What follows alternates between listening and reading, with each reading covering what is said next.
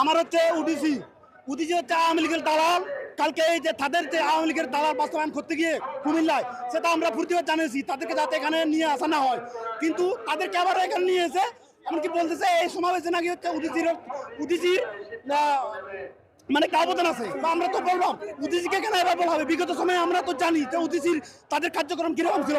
এখন হচ্ছে যুব ইউনিয়নের একজন আমাকে এখানে বাড়ি মারছে, আমি মাঝখানে ছিলাম যাতে গেঞ্জাম না হয়, আমি মাঝখানে ছিলাম, কিন্তু উদিসির এই যে লালগঞ্জি ফুরিতে যুব ইউনিয়নের আমাকে একজন হচ্ছে এখানে হচ্ছে বাড়ি মারছে।